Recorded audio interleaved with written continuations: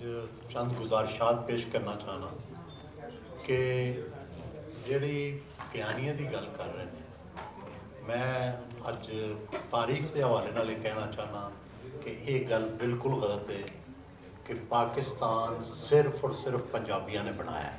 ये कोई यूपी ने किसी ने नहीं बनाया। और ये गवाही सर सिकंदर अयाद की विंस्टन चर्चिल नाल कायरा च होने वाली मुलाकात है, जिहड़ी सरदार शौकत अयाद ने रिपोर्ट की अपनी किताब जिहदे उन्हें चर्चिल ने कहा कि असी मुसलमानों नूं पंजाबियों दियां वो कुर्बानियां जिन्हां उन्हां जंग च दित्तियां ने उन्हां दी ब्लड मनी के तौर पर असी एक अलग मुस्लिम स्टेट बनावांगे। चुनाचे पाकिस्तान सरासर जिहड़ा पंजाबियां ने जिहड़ियां दुनिया भर च अपनियां जानां कुर्बान कीतियां उहदे बदले च पाकिस्तान बनिया है। और कोई बाकी जो स्ट्रगल सी कोई नहीं सी। जिहड़ा कहंदे ने पंजाब का कोई रोल नहीं पाकिस्तान बनाने, पंजाब का ही रोल है। और दूसरा कहा जाता है कि जी पंजाब ने कभी जंगां नहीं लड़ियां। मैं कहना जी माजी नूं छड्ड दिओ, माजी के बारे तो 100 गल्लां हो सकदियां ने। तारीख लिखी गई नहीं लिखी गई, सिकंदर ने पोरस नूं हराया या पोरस ने सिकंदर नूं हराया, या उस तो बाद महमूद गजनवी नूं कितनी बारी मुश्किलात होईयां पंजाब तो गुजरने ते सिंध दे विच की लड़ाइयां होईयां, उन्होंने छड्ड भी दिओ। मैनूं तुसीं हालिया पिछले 100 साल दियां मैं सिर्फ लड़ाइयां का हवाला देना, सिर्फ 100 साल। पहली जंग अजीम, दूसरी जंग अजीम, पाक अफगान 4 वार्स, क्या इन्हां दे विच क्या पंजाबी लड़े ने या कोई बलोची या कोई होर आके लड़े ने? पंजाबी लड़े ने। यानी झूठ की कोई हद होती है कि अगर अज दे जदीद दौर दे विच तमाम लड़ाइयां, तमाम जिहड़ियां पाकिस्तान के उत्ते, हिंदुस्तान के उत्ते, इवन फ्रांस च लड़ाइयां लड़ियां, इवन जाके गल्फ च लड़ाइयां लड़ियां, इवन साढ़े बेल्जियम च भी कब्रिस्तान ने पंजाबी सिपाहियों के, उन्होंने खतूत ने, वो खतूत छप चुके हैं जिहदे उन्होंने जिहड़े पंजाबी सिपाही गए सन। तो ये बिल्कुल झूठी कहानी है। पंजाब ही सब तो इस खिते का दलेर है और पंजाब ही इस खिते। मैं थोड़ा जिहा होर अगर माजी च मैं जावां, पहले तो मैं हाल का हवाला दिता है कि अज कौन सब तो बहादुर है। और मैं कोई अपोलोजैटिक नहीं है इस बारे में। पंजाब ही इस मुल्क का हुक्मरान है और पंजाब नहीं इस मुल्क का हुक्मरान रहना उदों तक जदों पंजाब सब तो दलेर है, जदों पंजाब सब तो अमीर है, जदों तक पंजाब सब तो हुक्मरान है। मैं गुजारिश करना चाहना कि पोरस ते सिकंदर की ओल्डेस्ट जंग है जिहड़ी तारीख दे विच मिलदी है कबल मसीह। यूनानी राइटर्स ते इंडिया के तो उस वक्त कोई राइटर ही नहीं सी। जिहड़े तमाम जिहड़ी तारीख लिखने वाले सन वो सिकंदर दे नाल आए सन। सिकंदर दी फौज, सिकंदर दी फौज दे मसलन वो तमाम जिहड़े वाकयात ने, अगर तुसीं उन्हां नूं पढ़ो, बाद विच पैरिस दे विच एक ड्रामा भी उहदे ते लिखिया गया जिहदे च पोरस नूं शिकस्त खुर्दा और पोरस नूं फाते ते सिकंदर नूं जिहड़े है वो शिकस्त खुर्दा करार दिता गया। मैनूं ये दस्सिया जाए कि तमाम तारीख दे विच लिखे है कि सिकंदर का घोड़ा सी, उहदा नाम सी ब्यूसीफालस। ब्यूसीफालस नाम का घोड़ा सी। इस यूनान की तारीख के विच सारे दुनिया नूं पता है। ब्यूसीफालस उत्थे दरिया के किनारे ते मरिया है और फालिए च दफनाया गया है। फालस का ही नाम फालिया है, फालस। और वो माउंट भी रहा है जिस वक्त डिस्ट्रिक्ट गजटियर ने उन्होंने विचों लिखे है माउंट ऑफ ब्यूसीफालस। वो घोड़ा उत्थे दफनाया गया सी। मैनूं ये दसो कि घोड़ा क्या अपने आप ही मर गया सी? मैं पूछना चाहना कि सिकंदर अगर जित गया सी तो उन्हें दोबारा पोरस नूं क्यों हुक्मरान बना दिता सी? पोरस उहदे बाद भी हुक्मरानी करता रहा और पोरस जिहड़ा है उहदे बाद भी हुक्मरान रहा। सो तारीख नूं साडे हाँ बिल्कुल फसक किया गया। महमूद गजनवी दी जंगां पढ़ लो, जिहड़ी आखिरी 1026 च उहदी जंग हुई है, जदों कि उस सोमनाथ नूं लुट के आ रहा सी और उत्थे दा सोना सी उहदे कोल दरियाए सिंध ते हमला जो है वो कीता जाट्स और वो उस फतूल बलदान च लिखे है चचनामे च भी उहदा जिक्र है कि उत्थे लड़ाई हुई कश्तियां नाल।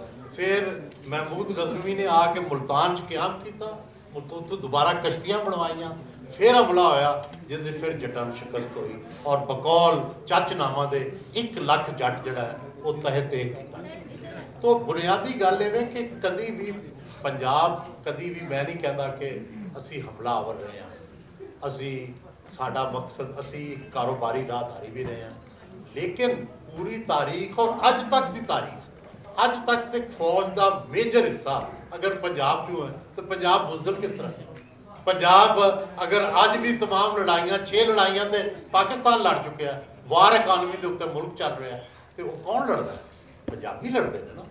तो ये बिल्कुल झूठी कहानी है कि जी पंजाबी बुजदिल सन।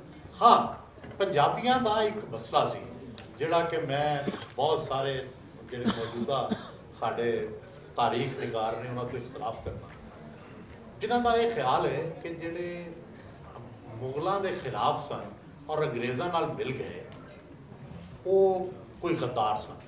मैं उन्होंने गद्दार नहीं समझदा। असी इस पंजाब ने कभी मुगल दरबार में मनिया ही नहीं। पंजाब हमेशा बागी रहा है, चाहे वो किसी भी कभी एवन कभी वो जो है जहांगीर का बागी रहा है, कभी अकबर का बागी रहा है, कभी पूरी तारीख तुसी देखो।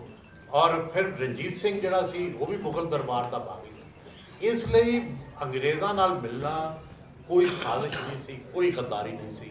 असी ऑलरेडी सिखां तो भी तंग सन और असी मुगलों तो भी तंग सन, तो साढ़े कोल उस वक्त रिलीफ सी कि सानू अंग्रेज़ों ने आके रिलीफ दिता है। ये असी पंजाबी गलत जिहड़ी ये कहानी पढ़ा रहे हैं। साड़ी सिखां की भी साडे नाल लड़ाई सी और साड़ी मुगलों नाल भी लड़ाई सी। उस वक्त सानू पहला रिलीफ मिले, मैं समझना। और जिहड़े असी कहने कि भाई आके दिल्ली ते क्यों हमला किया, दिल्ली आखिर किने फतह किया? अंग्रेज़ों के नाल मिल के। ये बारे सारिਆਂ ਨੂੰ ਅਸੀਂ ਕਹਿੰਦੇ ਹਾਂ सिकंदर आयात, सरदार आयात, अयाता, फलाना टिवाने। ये तारीख ਨੂੰ ज़रा रीराइट करने की जरूरत है। पंजाबियों ਦੀਆਂ ਕਿਤੇ ਨਾਲ लड़ाइयाँ ਹੋਈਆਂ ने, ਉਹਦੀ भी ज़रा बैकग्राउंड देखो। ਇਹਨੂੰ सिर्फ धर्म की बुनियाद के उत्ते और सिर्फ मुगल अंपायर के नाल अपनी वाबस्तगी की बुनियाद ते ना चैक करो। पंजाबियों की सोच अलग सी, साडी आइडेंटिटी अलग सी। असी कभी भी हिंदुस्तान का हिस्सा नहीं रहे। अगर हिस्सा रहे हाँ तो असी इहदे हाकम रहे हाँ। अगर इस पंजाब इस मुल्क दे विच हिंदुस्तान दे विच 2 वड्डे हाकम होए ने, अशोका और महाराजा रणजीत सिंह, और दोवें जिहड़े सन वो पंजाब के हाकम सन। और तीसरा अकबर होया, और तीसरा अकबर बादशाह होया जिन्होंने मुगले आजम कहते हैं। और दिलचस्प गल है 15 साल वो भी लाहौर च रह के बादशाह रहा है। अगर वो दिल्ली चला जाता तो बादशाह ना रहता। मेरे कहने का मतलब ये है कि सारी जी स्टेबिलिटी है, इस्तेहकाम है, वो हमेशा पंजाब ने दिता है। हमारे साढ़े यहाँ पंजाब की हर गल की गद्दी। मैं एक बार तुहानूं छोटा जिहा वाक़या सुना के फिर मैं जनाब चंद साहब की तरफ बताऊँगा कि मैं नवाब अकबर बूची साहब को मिलन गया। मेरे बड़े अच्छे मेहरबान सन, मैं मिलता रहता सा, उन्होंने गल्लां भी सुनता रहता सा। वो मैं जदों जाता सा मैनूं कहते सर वो पंजाबी आ गया, तो फिर गपशप भी होती सी, वो तर्ज भी करते सन, मैं भी तर्ज का जवाब देता सा। तो मैं उन्होंने जदों डैथ हुई, लड़ाई हुई, इस तो कोई 2-3 महीने पहले गया। मैं रिकॉर्डिंग करनी सी, मेरे नाल 7-8 बच्चे होंदे ने जिहड़े रिकॉर्डिंग करते हैं, कोई कैमरामैन वगैरह, वो भी बैठे सन, खाना खा रहे सन।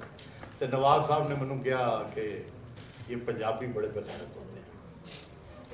तो हंसदिया हंसदिया क्या तंजिया, मैं क्या ये जो गैरत नाम का जानवर है ना, ये कबायली इलाकों में होता है। ये जो महज़ब इलाके हैं वहाँ ये इस तरह के जानवर हमने काफ़ी अर्सा पहले दफन कर दिए। मैं मजाकिया कर और उसके बाद उन्हें क्या नहीं चलो इसको छोड़ो, तुम जो है बुज़दिल भी हो पंजाबी। मैं क्या जनाब जान के अमान पाऊँ, हूँ पोजीशन ऐसी कि मैं पास उन्होंने गार्ड खड़े मैं क्या जी जान के अमान पाऊँ तो मैं अर्ज़ करूँ कि कौमें कभी बुज़दिल होती हैं, कभी बहादुर होती हैं। इंग्लैंड इतना कमज़ोर था कि कभी फ्रांस वहाँ हुक्मरान रहा, कभी सेक्सन्स, यानी जर्मन हुक्मरान रहे। और फिर एक वक्त आया कि इंग्लैंड ने पूरी दुनिया पे हुक्मरानी की। इसी तरह कभी हमने पूरी दुनिया पे हुक्मरानी की रंजीत सिंह के ज़रिए, कभी अशोका के ज़रिए, कभी बाकियों के ज़रिए, कभी जो सेंट्रल एशिया के लोग थे वो हमारी तरफ भी आ गए। हमारे ब्लड ब्रदर्स थे, हमारी तो उनसे लड़ाई नहीं थी, हम भी सेंट्रल एशिया से आए थे, वो भी सेंट्रल एशिया से आए थे। हम मिल के जाके दिल्ली जाके कब्जा करते थे, तो आधा आधा बांट लेते थे, कुछ छीन भी लेते होंगे वो। तो नवाब साहब कहने लगे, लेकिन मैं ये कहना चाहता हूँ आपसे कि पंजाबियों का तारीख में रोल बहुत गंदा रहा है। तीसरी दिन उन्होंने फिर हमला किया। मैंने कहा जी हाँ, हम पंजाबी जो है जब अंग्रेज आए तो कसीदे पढ़ लेते थे। पंजाबी जी जी पंजाबी बोलो सर। ओ यार मैं एडी अच्छी नहीं बोलता। अच्छा तो वो फिर मैं रुक के बोलांगा तो मेरे कोई गल नहीं। अच्छा असल ਤਾਂ ਰਵੇ अच्छा ਉਹ ਮੈਂ ਉਹਨਾਂ ਨੂੰ ਅਰਜ਼ ਕੀਤੀ ਕਿ ਜੀ ਗੱਲ ਇਹ ਵੇ ਕਿ ਅਸੀਂ ਠੀਕ ਹੈ ਪੰਜਾਬੀਆਂ ਨੇ ਕਸੀਦੇ ਵੀ ਲਿਖੇ ਨੇ, ਤਾਰੀਖ ਦੇ ਵਿੱਚ ਮੌਜੂਦ ਨੇ, ਸਜਾਦਾ ਨਸ਼ੀਨਾਂ ਨੇ ਸਲਾਮੀਆਂ ਵੀ ਕੀਤੀਆਂ ਨੇ, ਅਸੀਂ ਜਾਗੀਰਾਂ ਵੀ ਲਈਆਂ ਨੇ, ਲੇਕਿਨ ਸਾਡਾ ਤਾਰੀਖ ਦਾ ਅੰਦਾਜ਼ ਬੜਾ ਬਾਵਕਾਰ ਸੀ। ਜੋ ਤੁਸੀਂ ਬਲੋਚਾਂ ਨੇ ਕੀਤਾ ਹੈ ਉਹ ਅਸੀਂ ਅੱਜ ਤੱਕ ਨਹੀਂ ਕੀਤਾ ਕਿ ਤੁਸੀਂ ਤੇ ਸਾਰੇ ਬਲੋਚ ਸਰਦਾਰ ਟਾਂਗੇ 'ਚ ਲੱਗ ਕੇ ਤੇ ਤੁਸੀਂ ਸਰ ਕਰਨਲ ਸਿੰਡੇਮਨ ਨੂੰ ਖਿੱਚਿਆ ਸੀ ਤੇ ਮੈਂ ਕਿਹਾ ਬੁਗਤੀ ਸਰਦਾਰ ਵੀ ਸ਼ਾਮਿਲ ਸੀ। ਤੇ ਅਕਬਰ ਬੁਗਤੀ ਸਾਹਿਬ ਨੇ ਇੰਝ ਮੇਰੇ ਵੱਲ ਵੇਖਿਆ, ਮੇਰਾ ਹੱਥ 'ਚ ਫੜਿਆ, kissed my hand and said you win. So ਬੁਨਿਆਦੀ ਗੱਲ ਹੈ ਕਿ ਤਾਰੀਖ ਜਿਹੜੀ ਹੁੰਦੀ ਹੈ ਨਾ ਉਹਨੂੰ ਬਾਅਦ ਵਿੱਚ ਬਿਆਨ ਕਰਨਾ, ਉਹਦੇ ਔਸਾਫ ਤੇ ਉਹਦੀਆਂ ਖਾਮੀਆਂ ਬਾਅਦ 'ਚ ਕਈ ਉਹਦੇ ਸ਼ੇਡ ਹੋ ਜਾਂਦੇ ਨੇ, ਕਈ ਉਹਦੇ ਰੰਗ ਹੋ ਜਾਂਦੇ ਨੇ। ਸਵਾਲ ਜਿਵੇਂ ਕਿ ਅੱਜ ਹਾਲ ਤੋਂ ਲੈ ਕੇ ਪੂਰੀ ਤਾਰੀਖ ਦੇ ਵਿੱਚ ਪੰਜਾਬ ਕਿਹਦਾ ਜ਼ੇਰੇ ਨਿਕਲ ਰਿਹਾ? ਪੰਜਾਬ ਨੇ ਹੀ ਹਮੇਸ਼ਾ ਹੁਕਮਰਾਨੀ ਕੀਤੀ ਹੈ।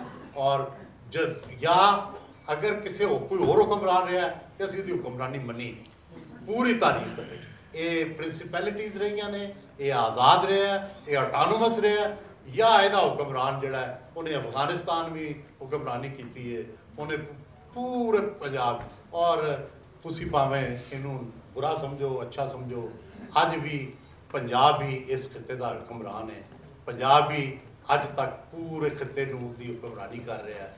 ਅਸੀਂ ਇਸਤਿਸਾਲੀ ਸਮਝੋ, ਸਾਨੂੰ ਤਾਕਤਵਰ ਸਮਝੋ, ਸਾਨੂੰ ਬੁਰਾ ਸਮਝੋ, ਸਾਨੂੰ ਅੱਛਾ ਸਮਝੋ, ਅਸੀਂ ਹੀ ਫੋਰਸ ਆ ਜਿਹੜੀ ਇਸ ਮੁਲਕ ਨੂੰ, ਇਸ ਖਿੱਤੇ ਨੂੰ ਚਲਾ ਰਹੇ ਹਾਂ ਔਰ ਚਲਾਉਂਦੇ ਰਹਾਂਗੇ। Thank you. ਵਿਧਾਇਕ ਸਾਹਿਬ